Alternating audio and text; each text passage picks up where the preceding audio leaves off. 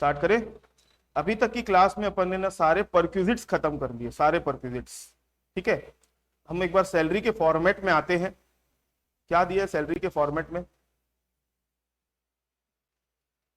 ये है सैलरी का फॉर्मेट, देखो ये। ठीक है, तो इसमें हम लाइन से चलते जा रहे हैं। सबसे पहले अपन ने क्या लिया? सैलरी लिए, फिर क्या लिए? अलाउंसेस, फिर क्या देखे? फिर अब हम किस में एंट्री करने वाले हैं? Profit in lieu of salary. Profit in lieu of salary, salary के बदले प्रॉफिट। क्या होता है profit in lieu of salary? Profit in lieu of salary भी एक प्रकार का लमसम पेमेंट होता है, जो या तो नौकरी लगने के पहले या नौकरी लगने के बाद एम्प्लॉयर से एम्प्लॉय को मिलता है। वो चाहे पास्ट एम्प्लॉयर हो चाहे वो प्रेजेंट एम्प्लॉयर हो, मैटर नहीं करता। ठीक है, मिलता है किससे? एम्प्लॉयर से एम्प्लॉय को, और लमसम टाइप का कुछ पेमेंट होता है। लेकिन ड्यूरिंग द एम्प्लॉयमेंट नहीं मिलता, काम करते करते नहीं मिलता, या तो सर्विस स्टार्ट होने के पहले या फिर सर्विस खत्म होने के बाद मिलता है। उसको क्या बोलते हैं? Profit in lieu of salary. तो profit in lieu of salary अब हम स्टार्ट करने वाले हैं। इसके अंदर क्या क्या आता है देखो।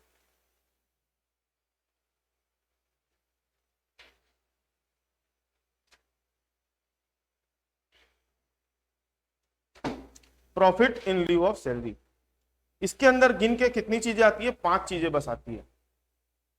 सबसे पहला क्या आता है? ग्रेचुटी। फिर आता है leave encashment, retrenchment compensation, voluntary retirement compensation और कम्यूटेड पेंशन। बस इतना ही है। Gratuity, leave encashment, retrenchment compensation, voluntary retirement compensation और कम्यूटेड पेंशन। ठीक है, चलो सबसे पहले अपन देखते हैं किसका? ग्रेचुटी। ये ग्रेचुटी का रूल है पूरा, ये जो दिख रहा है ये ग्रेचुटी का रूल है। और मान के चलो एग्जाम पॉइंट ऑफ व्यू से भी इंपॉर्टेंट है, क्योंकि इसके ऊपर बहुत सारे क्वेश्चंस भी है आपके मटेरियल में। ठीक है, देखें, देखो ग्रेचुटी। ग्रेचुटी क्या होता है पहले वो समझो। ग्रेचुटी क्या होता है? किसी को पहले से पता है कुछ? नहीं, अलग अलग है। हाँ, ग्रेचुटी जो होता है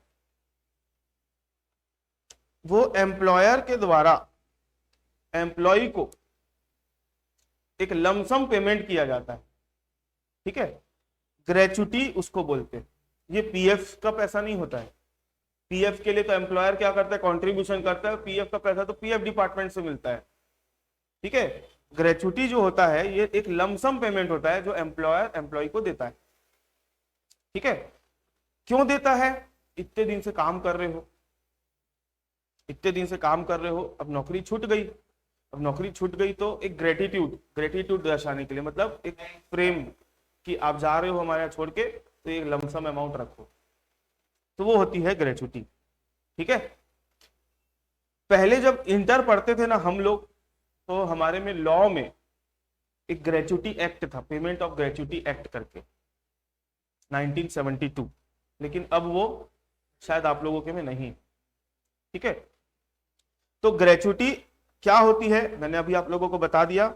लेकिन इनकम टैक्स के पॉइंट ऑफ व्यू से ग्रेचुटी का आपका मतलब जानना जरूरी नहीं है। इसका आप लोगों को टैक्सेबिलिटी चेक करनी है कि ये टैक्सेबल होता है कि नहीं होता है। क्योंकि अपन जानते हैं कोई भी चीज अगर एम्प्लॉयर से एम्प्लॉय को मिल रही मतलब सैलरी का पार्ट बनती है। तो ग्रेचुटी हमेशा कब मिलेगी? कब मिलेगी? रिटायरमेंट के टाइम पे। ठीक है, अगर एम्प्लॉय गवर्नमेंट एम्प्लॉय है, चाहे वो सेंट्रल गवर्नमेंट हो चाहे स्टेट गवर्नमेंट हो, अगर वो सिविल सर्वेंट है, सिविल सर्वेंट मतलब आईएएस वाईएएस, और या फिर लोकल अथॉरिटी का एम्प्लॉय है। लोकल अथॉरिटी मतलब समझते हो ना, नगर पालिका, नगर निगम, म्युनिसिपल कॉर्पोरेशन का अथॉरिटी एम्प्लॉय है। अगर ये 3 टाइप के एम्प्लॉय है तो उनको अगर ग्रेचुटी मिल रही है तो क्या हो जाएगा? Exempt, fully exempt.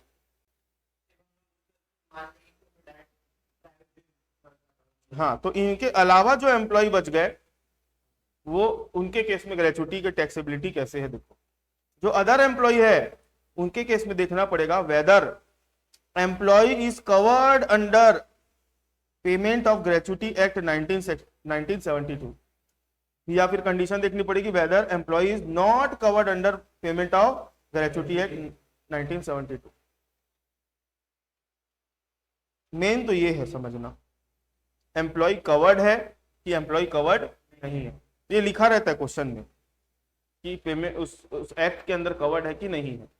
क्या होता है, ग्रेचुटी जो होता है ना, ग्रेचुटी जो इस्टेब्लिशमेंट होते हैं, इस्टेब्लिशमेंट समझते हो, बिजनेस, एम्प्लॉयर या एम्प्लॉयर बोलो, एम्प्लॉयर मान लो, या कोई कंपनी है, एक कंपनी है, कंपनी के अंदर बहुत सारे एम्प्लॉय काम कर रहे हैं, तो ये कंपनी के ऊपर ग्रेचुटी एक्ट लगेगा ना अगर, तो कंपनी को अपने एम्प्लॉय लोगों को ग्रेचुटी देना कंपलसरी हो जाएगा।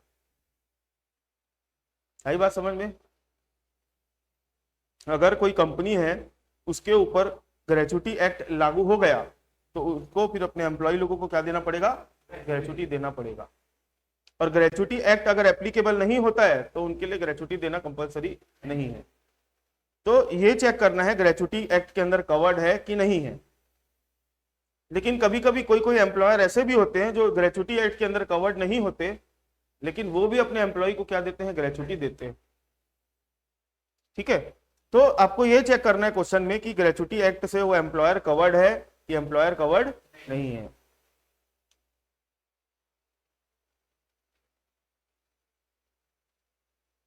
अगर एम्प्लॉयर के ऊपर ग्रेचुटी लग गई, एम्प्लॉयर के ऊपर ग्रेचुटी लग गई मतलब वो उसके अंदर के एम्प्लॉय लोगों को भी ग्रेचुटी मिलना चालू हो जाएगा, और इधर एम्प्लॉयर के ऊपर अगर ग्रेचुटी नहीं लगती है तो एम्प्लॉय लोगों के ऊपर भी ग्रेचुटी नहीं लगेगी। ठीक, देखो ये अभी बात किसकी हो रही है, whether employee is covered under payment of gratuity act 1972। सबसे पहले एचआरए का आता है कि नहीं कैलकुलेशन, बस वैसी टाइप का है थोड़ा बहुत। यहां पर भी ये अमाउंट लेना है, 3 लिमिट निकालनी है, तीनों में से सबसे कम होगी वो एग्जेम्प्ट और बाकी क्या हो जाएगा, टैक्सेबल। वो लिमिट बस निकालने का तरीका बदल रहा है। अमाउंट ऑफ ग्रेचुटी रिसीव्ड, जितना ग्रेचुटी मिला वो, exempt which ever is lower. सबसे पहले क्या लेना है, amount of gratuity received. 15/26 into salary last drawn into number of completed year or part thereof in excess of 6 month। मतलब 15/26 into salary last drawn into number of completed years or part thereof in excess of 6 month। ये formula समझो क्या होता है। आप लोग gratuity act पढ़े नहीं हो, ग्रेचुटी जिसके ऊपर एप्लीकेबल होता है ना, तो कितनी ग्रेचुटी देना चाहिए उसकी भी अमाउंट बताते हैं। ग्रेचुटी एक्ट में लिखा हुआ है कि ग्रेचुटी उस एम्प्लॉय को इतना देना है। हर एम्प्लॉय की सैलरी अलग अलग होती है और हर एम्प्लॉय जरूरी थोड़ी कि एक जैसे ही सैलरी मिल रहा होगा, एक जितना ही काम किया होगा। तो कौन से एम्प्लॉय को कितनी ग्रेचुटी देनी है उसका फॉर्मूला लिखा हुआ है कहां पे, ग्रेचुटी एक्ट में। तो ग्रेचुटी की जो अमाउंट होती है ना, वो कैसे कैलकुलेट होती है, जितना साल आप काम किए हो, जितना साल आप काम किए हो उस साल में हर महीने के आधे महीने के बराबर, जैसे एक महीना में आप कितना दिन काम किए, 30 दिन काम किए, तो उसका आधा दिन कितना हुआ, 15 दिन। आप मान लो 10 साल काम किए तो 10 साल इंटू आधा, मतलब 10 साल का आधा कितना हो जाएगा, उसके अमाउंट के बराबर आपके हर महीने की सैलरी का ग्रेचुटी मिलेगा। फॉर एग्जाम्पल आपकी मंथली सैलरी, 50,000 है, आप 10 साल काम किए, मैं अभी ये नहीं आ रहा है, मंथली सैलरी 50,000 है, आप टोटल 10 साल काम किए हो, तो 10 इंटू 50,000 करो, कितना होगा, 5 लाख होगा, इंटू उसका आधा कर दो, 2.5 लाख। 50,000 per month. एक तो मंथली सैलरी लेनी है ना, एक महीने की सैलरी के बराबर लेना है, साल भर की सैलरी बराबर नहीं लेना है, एक महीने की सैलरी के बराबर लेना है। तो 50,000 आपकी सैलरी है, इंटू 10 साल आपने काम किया, डिवाइड बाय 2, 2.5 लाख रुपए के आसपास की आपकी ग्रेचुटी बनेगी। मैं एक एग्जांपल दे रहा हूं। तो यहाँ पे 15/26 लेने का मतलब ये है, एक महीना में 30 दिन होता है, 4 दिन छुट्टी मारोगे संडे का, तो नीचे कितना है 26, इसलिए लिखा हुआ है। और ऊपर 15 इसलिए लिखा हुआ है क्योंकि आधा लेना है। तो 15/26 महीने के आधे को करने के लिए लिया हुआ है। लास्ट सैलरी ड्रॉन मतलब पिछले महीने, जिस दिन आप रिटायर हुए, जिस महीने में आप रिटायर हुए, उसके पिछले महीने में आपने कितने रुपए की सैलरी उठाई, वो अमाउंट लेना है। ये क्वेश्चन में दिया रहेगा, हम कैलकुलेट करके निकाल लेंगे कि पिछले महीने में आपने कितनी सैलरी उठाई। क्लियर है? नंबर ऑफ कंप्लीटेड ईयर, आपने कितने साल काम किए उस इस्टेब्लिशमेंट में, उस दुकान में या उस एम्प्लॉयर के पास। और part thereof in excess of 6 month मतलब, और part thereof in excess of 6 month मतलब 10 साल 7 महीना अगर हुआ है, 10 साल 7 महीना तो उसको 11 साल गिनेंगे। 10 साल 4 महीना हुआ तो उसको 10 ही साल गिनेंगे। आपको नंबर ऑफ कंप्लीटेड ईयर लिखा है, इस वर्ड को समझने की कोशिश करो। नंबर ऑफ कंप्लीटेड ईयर तो लिख दिया है, जितने साल आपने कंप्लीट कर लिए वो, और part thereof in excess of 6 month मतलब 6 महीने से अगर ऊपर अगर कोई जा रहा है साल, उसको पूरा 1 साल मान लो। तो जैसे 10 साल 7 महीना है तो 11 मान लो, 10 साल 6 महीना है तो 10 ही साल मानो। इन एक्सेस ऑफ 6 मंथ पर, एक्सेस 6 महीने से ऊपर होगा तो 1 साल पूरा गिन लेना, और 6 महीने से या 6 महीने से कम होगा या 6 महीना होगा तो नहीं गिनना है, एक बढ़ाना नहीं है। तो नंबर ऑफ कंप्लीटेड ईयर ऐसा करके देखना है। लेकिन ये वाला word number of completed year एक जगह और आया था, जब sale of fixed asset, sale of movable asset निकाले थे परक्विजिट में, तो वहां पे नंबर ऑफ कंप्लीटेड ईयर बस लिखे थे, और part thereof in excess of 6 month नहीं लिखे थे। तो वहां पे कंप्लीटेड है तो लो, ऊपर का अगर कितना भी महीना है तो लेने का जरूरत नहीं है। लेकिन यहाँ पे नंबर ऑफ कंप्लीटेड ईयर और part thereof in excess of 6 month लिखा हुआ है। क्लियर है? उसके बाद क्या है, मैक्सिमम लिमिट कितनी है 20 लाख। 20 लाख से ऊपर का एग्जेम्पशन नहीं मिलेगा। 20 लाख से ऊपर अगर ग्रेचुटी है तो वो टैक्सेबल होगा। तो ये अपने को 3 लिमिट में देखना है, सबसे छोटा मतलब मैक्सिमम 20 लाख तक एग्जेम्प्ट होगा, ये मतलब है। तो आपको जितनी ग्रेचुटी मिली वो ले लो, फिर उसके बाद 3 अमाउंट ले लो, ये 3 में जो कम होगा उसको यहाँ ले लो, ये दोनों में माइनस करोगे, जो बचेगा उसको क्या बोलेंगे, टैक्सेबल ग्रेचुटी। सिंपल सी बात है। हाँ, अगर वो ग्रेचुटी एक्ट से कवर्ड है तो ये करना है। अब यहाँ पे सैलरी लास्ट ड्रॉन आया था, जैसे एचआरए में एचआरए सैलरी निकालते थे कि नहीं, बस यहाँ पर भी क्या करना है, एक सैलरी यहाँ पर के भी निकालना है। क्या क्या लेना है, बेसिक सैलरी प्लस डीएनएस पे प्लस डीएनएस अलाउंस। कंडीशनल लिखा हूं क्या, नहीं लिखा हूं, कोई भी डी होगा, नॉर्मल मतलब कंडीशनल भी होगा या नॉर्मल होगा। हाँ, तो मैं यहाँ पे डीएनएस अलाउंस के सामने एनी वर्ड डाल दूं तो कोई दिक्कत,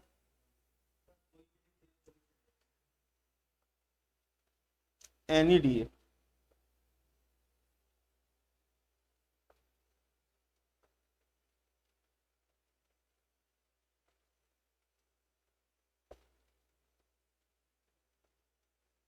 एनी डीए, ठीक है। किसी भी प्रकार का अगर डीए अगर आपको मिल रहा है तो वो ग्रेचुटी एक्ट कवर्ड होता है तब लेना है आपको। तो यहाँ पर सिर्फ बेसिक सैलरी प्लस डीएनएस पे प्लस डीएनएस अलाउंस, कोई भी डीए होगा तो लेना है। तो ये वाला जो आएगा ना, आपको इसको ना पर मंथ निकालना है भाई, सैलरी पर मंथ निकालना है, पूरे साल भर की नहीं लेना है आपको। एचआरए में निकालते थे तो साल भर का निकाल लेते थे, यहाँ पे salary last drawn. Last drawn मतलब जिस महीने में रिटायर हुए ना, उसके जस्ट पिछले महीने में आप कितना रुपए सैलरी उठाए हो एक महीने की, ठीक है। Salary last drawn per month, इससे आप लोग कंफ्यूज नहीं होंगे, ठीक है। तो ये हो गया आपका क्या, जब आप कवर्ड हो किसमें, ग्रेचुटी एक्ट के अंदर कवर्ड हो। अब जब ग्रेचुटी एक्ट के अंदर कवर्ड नहीं हो तब अमाउंट ऑफ ग्रेचुटी रिसीव्ड, जितना ग्रेचुटी का अमाउंट मिला वो exempt whichever is lower, amount of gratuity received। अब यहाँ पे 1/2 ले लिया डायरेक्ट, यहाँ पे 15/26 लिया था, 26 क्यों किया, 30 लेना था, 4 दिन छुट्टी का काट दिया, 15.26 लेने का कारण ये है कि ग्रेचुटी एक्ट में जब ग्रेचुटी की वैल्यूएशन करते ना तो वहां पर भी 15.26 लिखा हुआ है, इसलिए ऊपर देखो ग्रेचुटी एक्ट में कवर्ड है तो उस एक्ट की बात को थोड़ी काटेगा कोई, इसलिए 15.26 लिए एक्ट के हिसाब से मानेंगे। अब यहाँ पर एक्ट के बारे में बात नहीं हो रही तो सीधा क्या कर लो आधा, मतलब 15.30 ही तो हो रहा है, 15.30 का तो हो रहा है, तो उसको 15.30 ना लिख के क्या कर दिए आधा लिख दिए। तो इनकम टैक्स के अंदर 15 एक मिनट ना, हेलो हाँ भैया आज नहीं कर रहे हो क्या चालू, तो आज कर देते ना, मेरे को गणेश चतुर्थी तक फिर चाहिए था ना। अच्छा तो कल से करोगे, ठीक है ना।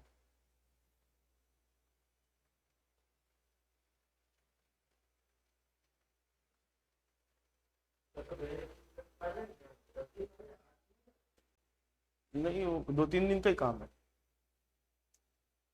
तो ग्रेचुटी की अमाउंट जितनी रिसीव हुई वो ले लो, whichever is lower, 3 limit देखना है। Amount of gratuity received 1/2 average salary of last 10 month, यहाँ पे सैलरी लास्ट ड्रॉन नहीं लेना है, जिस दिन रिटायर हुआ ना, जिस महीने में रिटायर हुआ उस महीने के पिछले 10 महीने की सैलरी का एवरेज निकालना है। 10 महीने की सैलरी को जोड़ो और डिवाइड बाय 10 कर दो तो average salary of last 10 month आएगा कि नहीं, वो ले लो। यहाँ पे भी पर मंथ लेना है, into completed year of service. Completed year मतलब ये वही वाला कंप्लीटेड ईयर है जो हम कहाँ देखे थे, सेल ऑफ मूवेबल एसेट, मतलब नंबर ऑफ कंप्लीटेड ईयर्स लेना है। वहां पे ऊपर का अगर 6 महीना होगा, 5 महीना होगा, 7 महीना होगा, 8 महीना गिनना ही नहीं है, नंबर ऑफ कंप्लीटेड ईयर्स लेना है, ठीक है। तो ये हाँ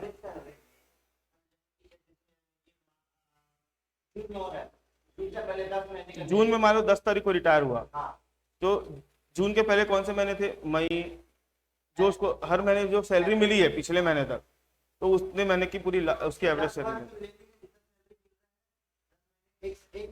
हाँ मतलब मान लो 10 जून को रिटायर हुआ तो मई तक पिछले 10 महीने का अपन को सैलरी लेना है, उसका एवरेज निकाल देना है, ठीक है। और कंप्लीटेड ईयर्स मतलब कंप्लीटेड ईयर्स, जितना साल कंप्लीट किया। तो इस फॉर्मूले से एक अमाउंट मिल जाएगी आपको, इसकी एक अमाउंट मिल जाएगी, और मैक्सिमम लिमिट यहाँ भी कितनी है 20 लाख, और टैक्सेबल ग्रेचुटी आ जाएगी, दोनों को माइनस करेंगे तो। अब यहाँ पे जब एवरेज सैलरी लोगे ना तो यहाँ पे सैलरी वर्ड आया है, तो यहाँ की सैलरी में वही वाली सैलरी होगी जो एचआरए और आरपीएफ की सैलरी थी। क्या थी, बेसिक सैलरी प्लस डीएनएस पे प्लस डीएनएस प्लस कंडीशनल वाला प्लस कमीशन ऑन सेल्स, ठीक है, ये हो गया ग्रेचुटी। लेकिन ये पॉइंट जो है 4 पॉइंट, ये दिक्कत करता है। दिक्कत मतलब बहुत सारी चीजें ध्यान में रखने वाली है। Gratuity received by an employee during employment is fully taxable. और ग्रेचुटी मिल रही है ड्यूरिंग एम्प्लॉयमेंट, ग्रेचुटी कब मिलने वाली चीज है, रिटायरमेंट के बाद, लेकिन अगर ड्यूरिंग एम्प्लॉयमेंट मिल रही है तो क्या हो जाएगा, फुली टैक्सेबल हो जाएगा, ठीक है। If gratuity received from more than one employer, पहले एक जगह काम करता था तो वहां से जब छोड़ा तो ग्रेचुटी मिली, फिर दूसरे जगह काम में लगा, वहां छोड़ रहा है तो फिर ग्रेचुटी मिल रही है। If gratuity is received from more than one employer then total amount of exemption shall not exceed 20 lakh. मतलब एक इंसान को पूरे उसके लाइफ टाइम में मैक्सिमम 20 लाख का एग्जेम्पशन मिलेगा ग्रेचुटी का, 20 लाख से ज्यादा का एग्जेम्पशन नहीं ले सकता वो, ठीक है। आगे पढ़ते हैं। If exemption of gratuity is already availed in respect of gratuity received from previous employer in earlier years, then while computing the exemption in current year, maximum limit of rupees 20 lakh shall be reduced by the amount of exemption already availed। क्या समझ में आया? जैसे अभी maximum limit कितनी है exemption की, 20 lakh. Current employer के यहाँ काम कर रहा है, अब रिटायर हुआ तो वहां से ग्रेचुटी मिली। पिछले यहाँ जब काम करता था तो वहां से जब रिटायर हुआ था या काम छोड़ा था तो ग्रेचुटी मिली थी। तो पहले जब रिटायर हुआ था ना या काम छोड़ा था तो ग्रेचुटी मिली थी ना, तो मान लो उसने 5 लाख रुपए एग्जेम्पशन लिया था, क्या लिया था, एग्जेम्प्ट करवाया था 5 लाख रुपए की ग्रेचुटी। तो जब आपको करेंट एम्प्लॉयर से वापस ग्रेचुटी मिल रही है ना, तो पहले जो एग्जाम्पशन लिए थे 5 लाख का, उससे ये मैक्सिमम लिमिट को कम कर देंगे, मतलब मैक्सिमम लिमिट आपकी कम हो जाएगी 5 लाख। जितना एग्जाम्पशन ले चुके हो उससे ईयरली मैक्सिमम लिमिट को कम करके लेना है, 15 लाख लेंगे। भाई बात समझ, दोनों ही केस में एप्लीकेबल है। मतलब एग्जाम्पशन अगर पहले से लेके रखे हैं तो फर्दर और अगर आप ग्रेचुटी एग्जाम करवा रहे हो अपनी, तो ये वाली अमाउंट क्या हो जाएगी आपकी, ये रे। in case if employee has rendered service to any other employer in the earlier year and he did not receive any gratuity from such employer, then such period of service under former employer shall also be included while computing number of completed years. Number of completed year निकालना है। मान लो पहले किसी और के यहाँ काम करता था, वहां पे उसको ग्रेचुटी नहीं मिली जब नौकरी छोड़ा, तो लेकिन 10-5 साल जितना भी काम किया होगा, काम तो किया है, फिर उसको वहां छोड़ के फिर नए एम्प्लॉयर के यहाँ आया, नए एम्प्लॉयर के यहाँ जब रिटायर हुआ तो उसको यहाँ से ग्रेचुटी मिली। तो ग्रेचुटी के केस में वो नंबर ऑफ कंप्लीटेड ईयर लेते हैं कि नहीं? तो नंबर ऑफ कंप्लीटेड ईयर जब लेंगे तो पिछले एम्प्लॉयर के यहाँ काम किया है वो भी लेंगे और करंट वाले के यहाँ काम कर रहा है वो भी लेंगे, पूरे इकट्ठा मिला के देखेंगे कंप्लीटेड ईयर्स के केस में। मतलब यहाँ पे एम्प्लॉय को फायदा मिल रहा है। आ रही बात समझ में? नंबर ऑफ कंप्लीटेड ईयर पिछले एम्प्लॉयर का भी लेना है और करंट एम्प्लॉयर का भी लेना है। पिछले वाले का तभी लेना है जब प्रीवियस एम्प्लॉयर से आपको ग्रेचुटी नहीं मिली होगी, तो मिली होगी तो ऑलरेडी अपन देख डाले हैं।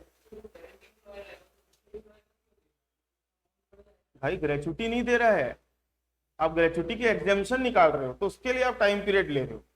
ग्रेचुटी के अमाउंट को करंट एम्प्लॉयर का प्रीवियस एम्प्लॉयर से कोई लेना देना नहीं है, अपन तो एग्जाम्पशन की कैलकुलेशन कर रहे हैं। मतलब इनकम टैक्स वाला आपको नंबर ऑफ कंप्लीटेड ईयर बढ़ा के एग्जाम्पशन ज्यादा देना चाह रहा है। आ रही बात समझ में? तो ये हो गया भाई आपका ग्रेचुटी का रूल। क्लियर है? समझ में आया?